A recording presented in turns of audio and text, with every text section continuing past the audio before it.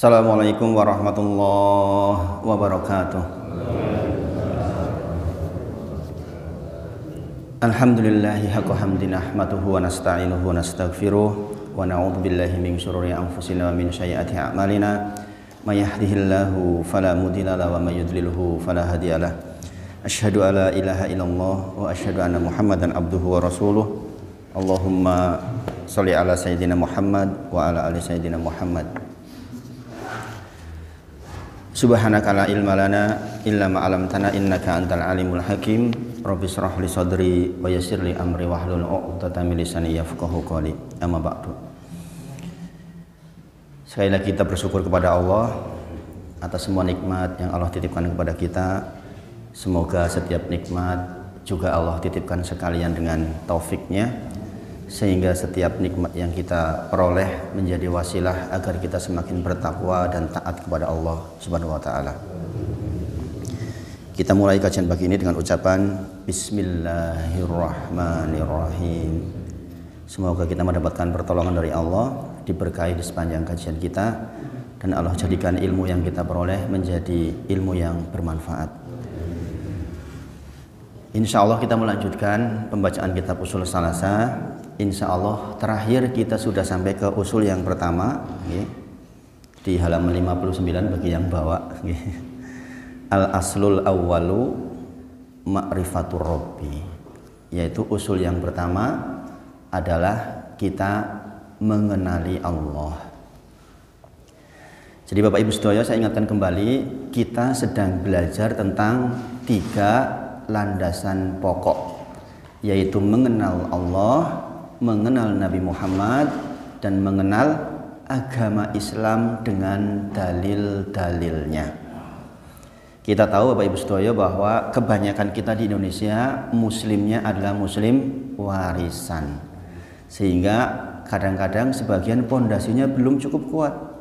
Beda dengan orang-orang di Eropa, di Cina, di Jepang yang dia masuk Islam sadar betul, mengucapkan asyhadu alla ilaha illallah wa asyhadu anna Muhammadan abduhu wa rasuluh. Itu sadar sepenuhnya ucapannya. Sementara kita memang terlahir sudah sebagai seorang muslim. Maka ingat-ingatlah Rasulullah bersabda, bada'al islamu ghoriban. Sungguh Islam itu dulu ketika muncul dianggap aneh. Tadinya orang terbuka, ibu-ibu tiba-tiba disuruh pakai jilbab yang besar. Orang mengatakan ngopo gombrong-gombrong koyo ngono kuwi. Enggak fashion kalau zaman sekarang. Wa saya utu kama bada'a ghoriban. Akan datang suatu masa di mana Islam dikatakan aneh lagi. Fatuba lil ghuraba. Sungguh beruntung orang yang pada waktu itu ghuraba, dianggap aneh. Mengapa Islam menjadi aneh? Karena orang Islam sendiri banyak yang tidak sepenuhnya paham syariat Islam. Saya tidak katakan tidak paham, tapi tidak sepenuhnya paham, paham separuh-separuh. Karena apa? Bekal warisan. Maka Bapak Ibu sedaya, kita mengupayakan untuk selalu meningkatkan keilmuan kita tentang Islam. Harapannya semoga kita benar-benar menjadi orang yang paham betul, sehingga tidak aneh melihat syariat ini, insya Allah. Saya kira hari ini masih banyak orang-orang yang mengatakan syariat Islam itu terlalu aneh. Bahkan sebagian dokter, orang-orang yang berpendidikan mengatakan, udah ngapain sih kok haji harus jauh-jauh ke Arab Saudi, buang-buang biaya, kenapa nggak dipindah saja ke sini, kenapa nggak uang haji nggak dipakai untuk sosial saja. Itu saking awamnya. Kenapa harus berkorban? Uang korban 3 juta misalnya atau 2 juta kan bisa dipakai untuk sosial yang lain yang lebih membutuhkan. Daging sudah banyak. Seperti itulah kadang-kadang keanehan orang-orang kita sendiri. Maka kita belajar sekali lagi, berharap mudah-mudahan kita paham betul. Dan hari ini kita masih di usul yang pertama, yaitu ma'rifatur rabbi. Kita mengenali Allah Subhanahu wa taala.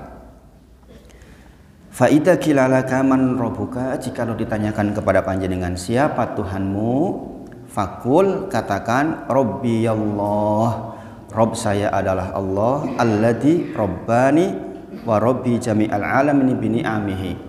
Dan dialah Allah yang telah mentarbiyahku dan mentarbiyah seluruh alam semesta dengan nikmat-nikmatnya. Wa huwa ma'budi laisa li ma'budun siwahu. Dialah sesembahanku, tidak ada sesembahan selain Dia. Bapak Ibu sedaya, pembahasan kita di pertemuan sebelumnya sampai ke situ. Dan kita sudah membahas tentang arti Rabb dari ar-rububiyah. Mudah-mudahan masih diingat. Seseorang yang mengetahui ucapan Rabb dengan pengetahuan yang sudah lewat, insya Allah tentram hatinya. Karena kita tahu kita ada yang menciptakan, kita ada yang memiliki, kita ada yang mengurus. Sehingga kalaulah pun mungkin kehidupan kita naik turun, kadang senang, kadang susah, kadang sakit, kadang sehat, kadang anak kita manut, kadang tidak, semuanya ketahuilah di bawah pengurusan Rabb kita, di bawah kepemilikan Rabb kita. Jazakallahu khair. Maka dengan itu kita tentram, kita mengucapkan alhamdulillahi rabbil alamin, tentram insya Allah. Nah, insya Allah pagi ini kita menambah sedikit. Saya dipesani oleh beberapa takbir masjid di masjid lain, sedikit-sedikit saja Mas Wahid, nggak usah banyak-banyak, sebait-sebait saja, lebih paham katanya. Maka hari ini saya praktekkan insya Allah. Pernyataan tadi, pernyataan bahwa Rabb kita adalah Allah, tentu kita harus mendatangkan dalil. Sebagaimana perjanjian awal kita, bahwa di setiap ucapan yang ada di dalam kitab ini harus disertai dalil.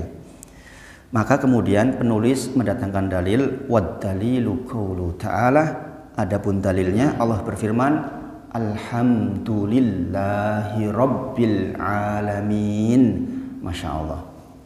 Sekali lagi, kitab ini itu kitab akidah dasar, sehingga dalil-dalil yang dihadirkan pun dalil-dalil yang jenengan insya Allah sudah hafal. Dulu dalil yang pertama apa? Wal asr innal insana lafi khusr, terus sampai terakhir. Nah, ini dihadirkan dalil alhamdulillahi rabbil alamin.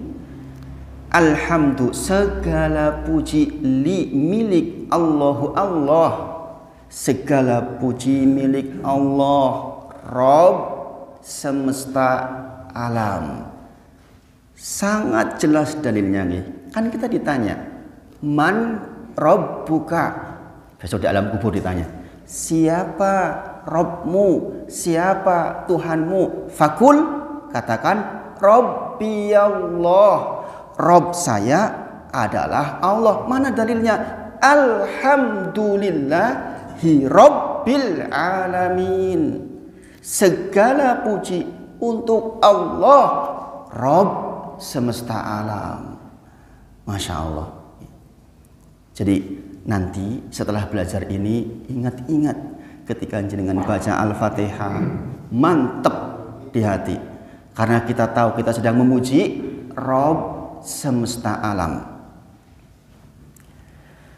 Kemudian wa kullu man siwallahi alam. Segala sesuatu selain Allah disebut alam. Maka alhamdulillahi rabbil alamin.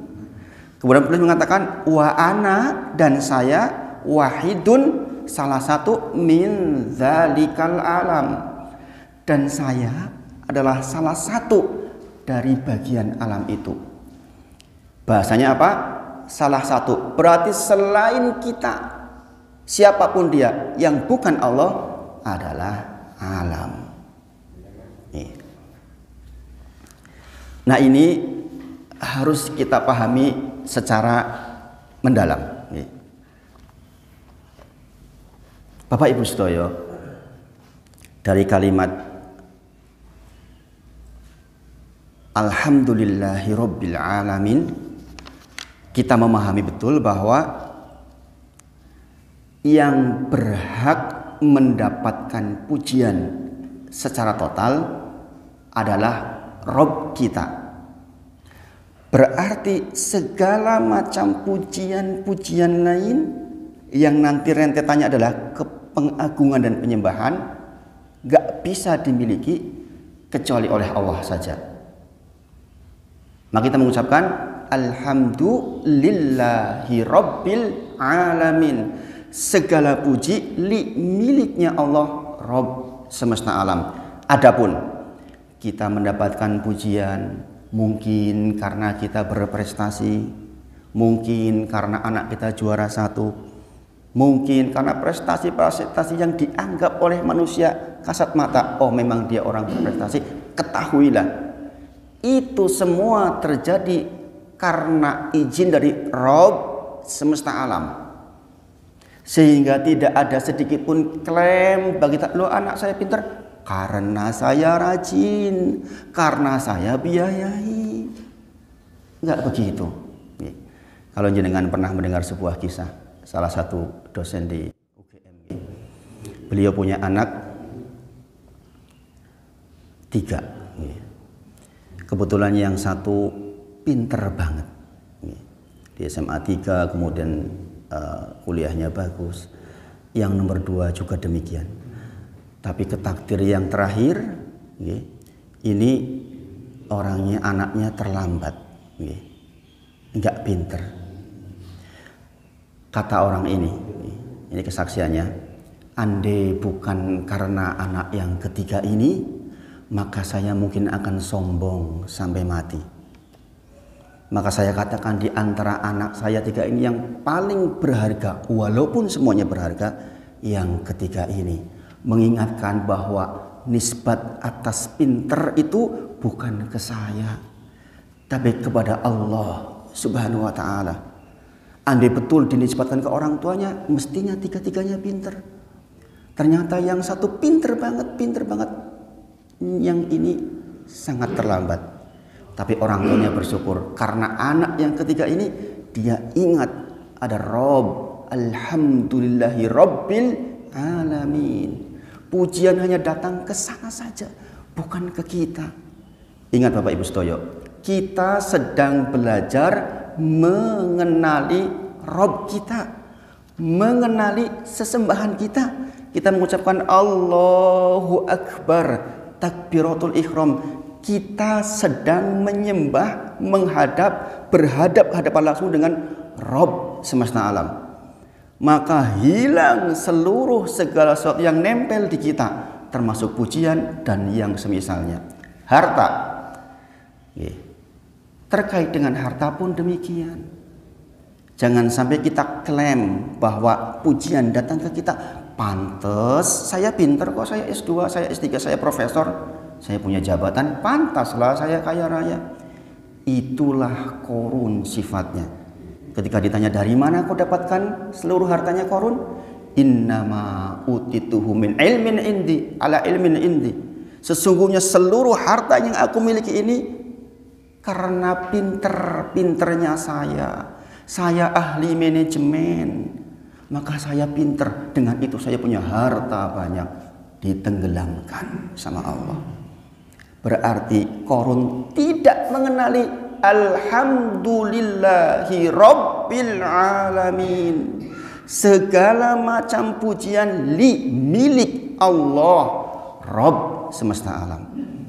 Sekali lagi, ketika faida kilalaka, ketika ditanyakan kepada panjenengan, man rabbuka, siapa Tuhanmu? Rabb, fakul Rabbi Allah. Di mana dalilnya? Alhamdulillahi Rabbil Alamin. Segala puji milik Allah, dialah Rabb semesta alam.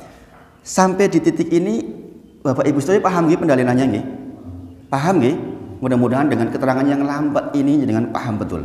Karena ini bagian yang sangat penting.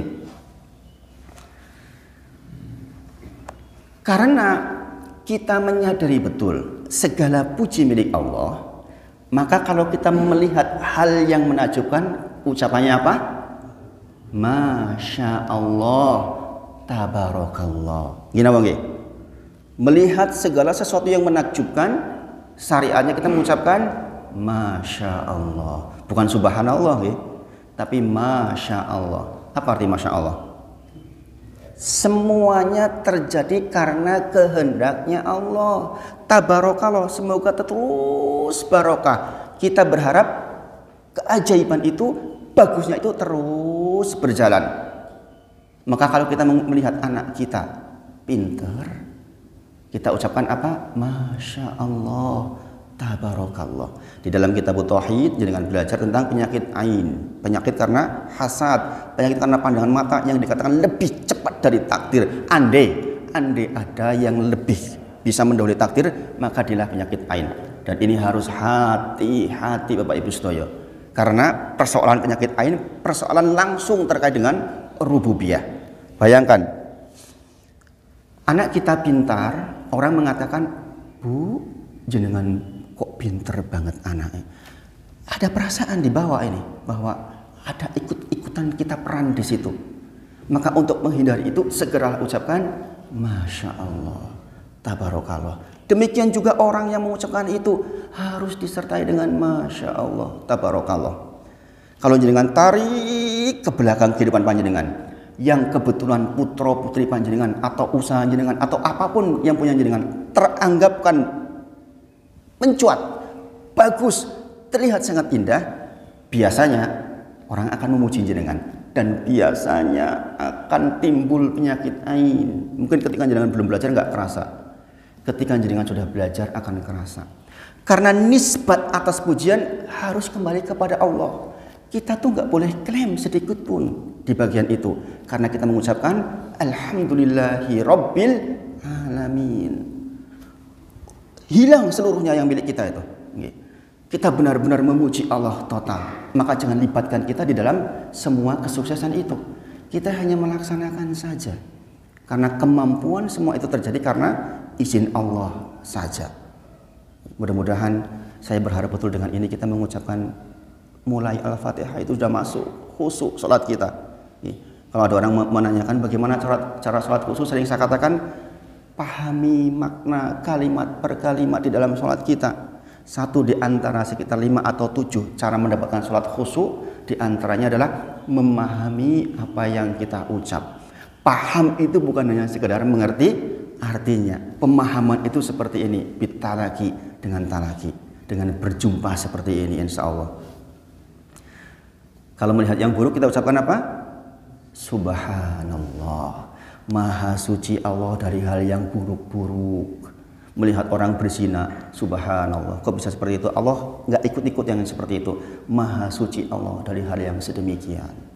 Melihat menakjubkan, Masya Allah, tabarakallah. Selain Allah, andai pun dapat pujian, pasti masih kurang di sana sini. Katakanlah kita terpaksa mendapatkan pujian, ketahuilah kita yang paling tahu sesungguhnya kita masih kurang di sana sini. Gini bang, kalau belum ada perasaan itu berarti kita belum mengenali Rob kita. Karena pujian yang sempurna hanya milik Allah saja. Itulah Rob semesta alam. Jadi sekali lagi kita sedang belajar ma'rifatullah, mengenali Allah. Yang nanti kita akan ditanya man robbuka, fakul katakan Rabbi Allah. Dalilnya adalah Alhamdulillahi Rabbil Alamin. Ternyata kita sudah hafal semua. Inilah pentingnya kita ngaji Bapak Ibu sedaya. Yang dengan ini kita mudah-mudahan dibimbing oleh Allah dengan pemahaman. Yang dengan paham kita jadi beriman. Yang dengan iman Allah janjikan di surah Ibrahim ayat ke-27 tentang Allah akan kokohkan kita bil qaulis sabit fil hayati dunya wa fil akhirah. Allah akan kokohkan kalimat kita dengan ucapan la ilaha illallah menjelang wafat. Bil qaulis sabit itu janji Allah. Seseorang yang paham mengimani maka dia akan dikuatkan oleh Allah menjadi husnul khotimah insyaallah. Kemudian Alhamdulillahirabbil alamin terbagi menjadi dua kalimat. Alhamdulillah Rabbil Alamin. Jadi kita harus paham betul bahwa Dia Allah itu menguasai, menciptakan, mengurusi seluruhnya tanpa kecuali. Berarti tidak ada zat lain yang ikut-ikutan di dalam rububiyah ini. Di dalam rububiyah ini. Kita lanjutkan kitabnya. Faida kilalaka. Jikalau ditanyakan kepada panjenengan, masih di halaman 59. Bima arafta rabbak. Dengan apa engkau mengenali Rabbmu? Kita kan sudah ditanya tadi. Rabbmu siapa? Allah. Rabb semesta alam. Dengan apa kau mengenali Allah? Fa idza kilalaka. Jikalau ditanyakan kepada panjenengan, bima arafta rabbak, dengan apa kau mengenali Rabbmu? Fakul, katakan, bi ayatihi, dengan ayat-ayatnya, wa makhluqatihi, dan makhluk-makhluknya. Ayatihi dan makhluqatihi itu sebenarnya pembagian yang dalam satu ruang, sama-sama makhluknya Allah. Dibagi di sini dalam rangka untuk memudahkan keterangan. Wa min ayatihi, dan di antara ayat-ayatnya Allah, al-lailu wan naharu was-samsu wal qamar. Di antara makhluk-makhluknya Allah agar kita mengenali Rabb semesta alam, maka adanya malam, adanya siang, adanya matahari, adanya bulan. Kita melihat siang berganti malam. Siapa yang mengatur itu? Siapa yang menciptakan itu? Adakah kita ikut-ikutan? Tidak. Kita tahu penanggalan sampai jauh ke depan dengan ilmu hisab. Karena apa? Adanya yang teratur, yang mengatur aturan putaran itu di dalam falaknya, di dalam garis edarnya. Maka dikatakan wa min ayatihi, dan di antara ayat-ayat Allah agar kita mengenalinya, adanya malam, adanya siang, adanya matahari, adanya bulan. Kemudian wa min makhluqatihi, adapun tanda-tanda adanya Allah dari makhluknya, adanya as-samawatu sab', adanya langit yang 7 lapis. Kita hanya melihat langit yang pertama, tetapi kita tahu Rasulullah mengabarkan kepada kita bahwa langit ada 7 lapis. Nanti di belakang kita akan belajar arti wa ana Muhammadan Rasulullah, di antaranya mengimani hal gaib yang disampaikan oleh Nabi Muhammad Shallallahu Alaihi Wasallam, karena tidaklah Rasulullah menyampaikan sesuatu kecuali wahyu. Kemudian wal arduna sab', dan adanya bumi yang 7 lapis. Lapisan bumi dengan lapisan langit berbeda. Di dalam keterangan dikatakan ternyata bumi juga ada 7 lapis. Ini pembahasan lain tentang ilmu pengetahuan. Sementara datang seperti ini kita yakini saja. Waman fihina wama bainahuma, dan segala sesuatu yang ada di antara keduanya, semua itu menjadi cara kita mengenali Rabb semesta alam. Segera dipahami Pak Bapak Ibu. Kita ditanya, Rabb kita siapa? Allah. Dengan apa kau mengenali Allah? Dengan ayat-ayatnya dan dengan makhluk-makhluknya. Wad-dalilu qauluhu ta'ala, adapun dalil tentang pernyataan di atas adalah wa min ayatihi al-lailu wan-naharu was-samsu wal-qamar la tasjudu lis-samsi walal qamari wasjudu lillahi alladzi khalaqahun in kuntum iyyahu ta'budun. Surah Fusilat ayat ke-37. Surah Fusilat ayat ke-37. Wa min ayatihi, dan di antara ayat-ayatnya al-lail, adanya malam, wan nahar, adanya siang, wasyamsu wal qamar, adanya matahari dan bintang dan bulan, la tasjudu, jangan kau menyembah lisamsi kepada matahari, walalil qamari juga demikian juga jangan menyembah kepada bulan, wasjudu lillahi sembahlah Allah alladzi yang dia Allah itu khalaqahun telah menciptakan kita, in kuntum jikalau engkau iyyahu ta'budun benar-benar menyembahnya. Ada matahari, ada bintang dan segala sesuatunya. Di awal dulu kita belajar sudah ditutup oleh penulis. Jangan lagi kok matahari dan bintang, malaikat dan Nabi Muhammad Sallallahu Alaihi Wasallam saja tidak boleh disembah. Apalagi selain itu. Bayangkan betapa terang benderangnya penulis menerangkan kepada kita agar kita kenal Rob kita. Orang yang paham ini yakin terhindar dari kesyirikan, yakin dia tauhidnya berkualitas, karena sangat jelas. Wa qauluhu ta'ala dan juga firman Allah, inna rabbakumullahu alladzi sesungguhnya Rabb kalian itu Allah alladzi yang dia itu khalaqas samawati wal ard telah menciptakan langit dan bumi fi sittati ayam di dalam 6 masa, sumastawa alal arsy kemudian beristiwa di atas arsy. Kata-kata sumastawa alal arsy itu menjadi perdebatan akidah di kalangan orang-orang yang mempelajari akidah. Kita sebagai orang yang belajar tidak perlu masuk ke situ. Gak perlu berdebat Allah itu bersemayam di atas arsy. Kemudian orang Asy'ariyah mengatakan istaula berarti dia menguasai. Masa julus, masa Allah duduk. Dan kita thalabul ilmi seperti kita gak perlu masuk ke perdebatan yang seperti itu. Itu perdebatan para ulama. Jangan karena persoalan di atas Allah di mana itu kemudian kita jadi ikut-ikutan ribut. Untuk apa? Karena ini pembahasannya tuh sering menjadi perdebatan. Ar-Rahmanu 'alal 'arsy istawa. Allah bersemayam di atas ars. Maka orang mengatakan, oh, di atas ars berarti Allah kayak masuk mujassimah katanya. Kita menjisimkan Allah. Kita nggak perlu sekali lagi masuk di situ. Lebih baik kita bersibuk-sibuk dengan yang jelas. Ada muhkamat, mutasyabihat. Banyak ayat-ayat yang sangat jelas terang benderang seperti alhamdulillahirabbil alamin. Kenapa kita harus masuk ke yang tidak jelas?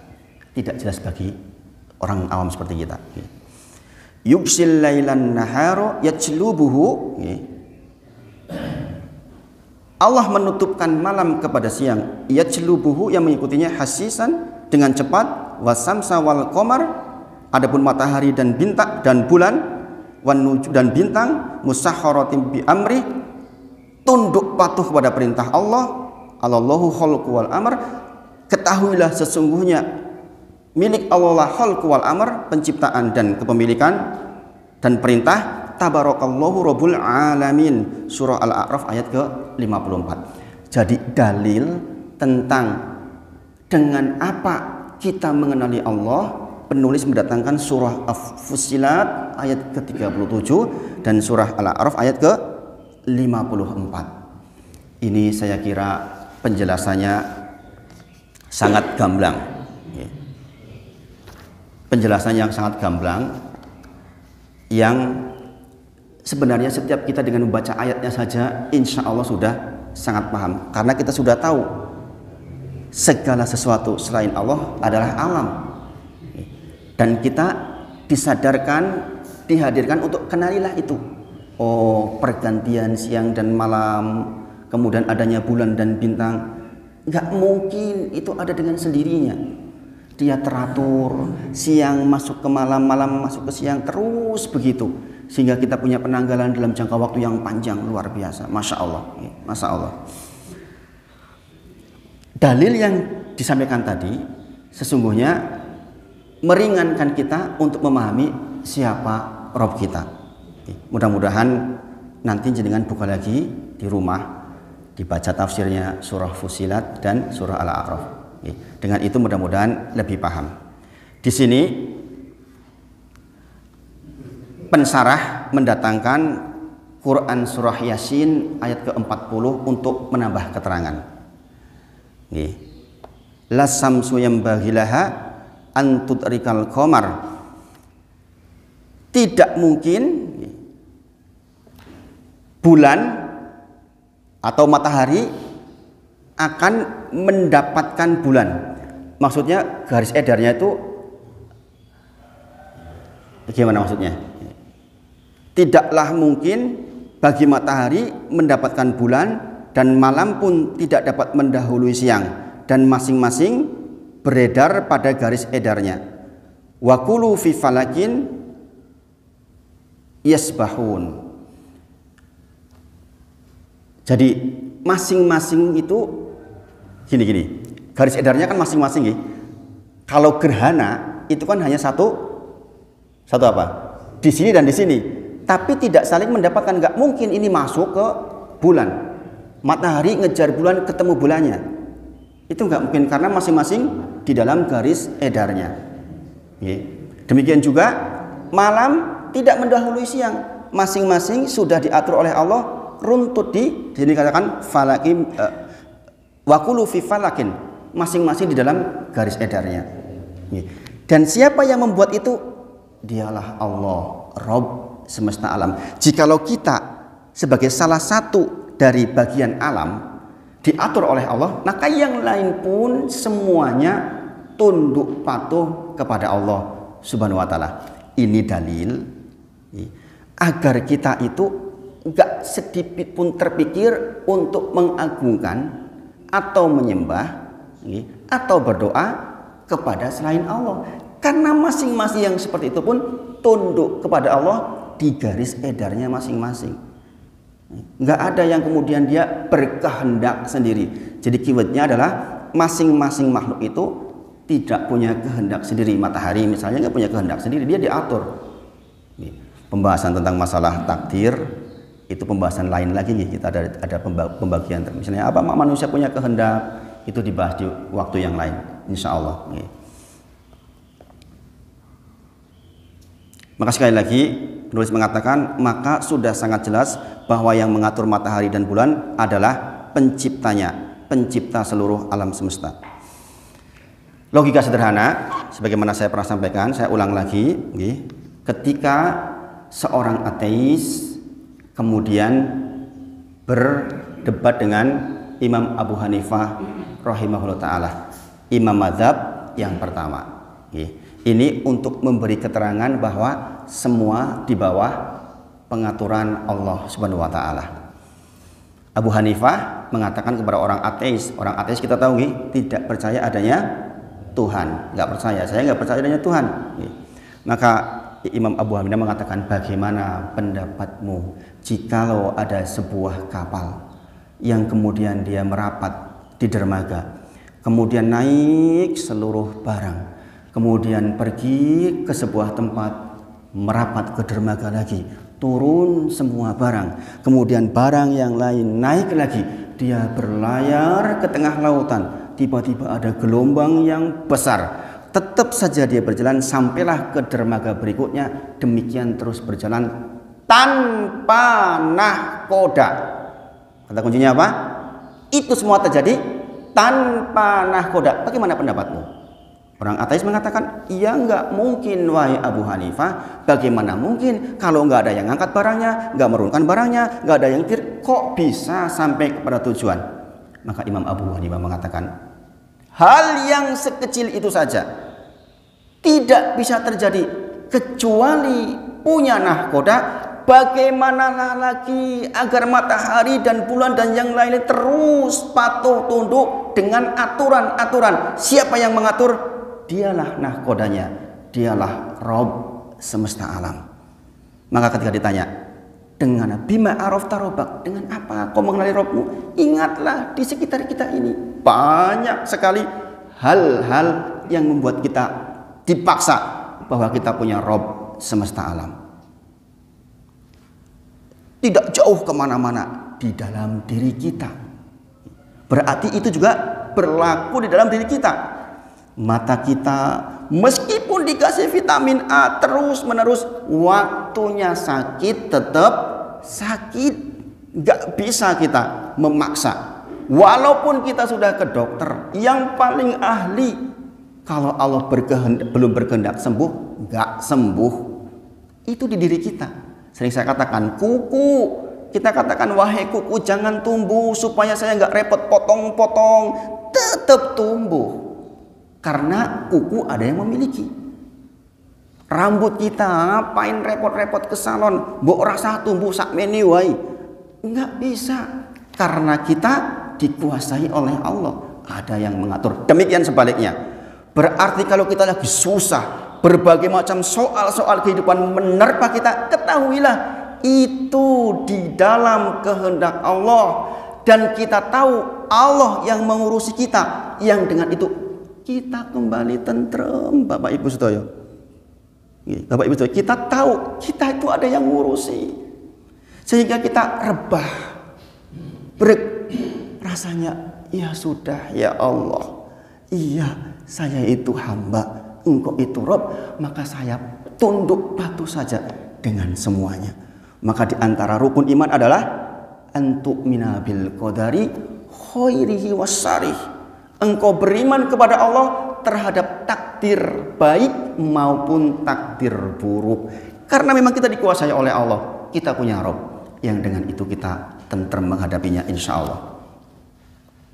Nah, dialog yang sederhana tadi menunjukkan dengan sangat dan menjadi dalil bahwa nggak mungkin alam semesta ini tidak ada Robnya. Walaupun gaib kita nggak bisa melihat, ketahuilah ada nahkoda yang maha mengatur segala sesuatunya. Itu yang disampaikan pagi ini. Mudah-mudahan dua bait ini bisa menjadi pemahaman buat kita. Sebagaimana saya sampaikan di awal, ke depan saya insya Allah menyampaikannya sedikit-sedikit, tapi mudah-mudahan menjadi pemahaman yang nempel dan bisa diamalkan dalam kehidupan kita sehari-hari. Kita tutup dengan kafaratul majelis. Nanti kalau ada pertanyaan silakan. Subhanakallahumma wa bihamdika asyhadu an la ilaha illa anta astaghfiruka wa atubu ilaik. Wa akhiru da'wana alhamdulillahirabbil alamin. Assalamualaikum warahmatullahi wabarakatuh. Monggo kalau ada 1-2 pertanyaan.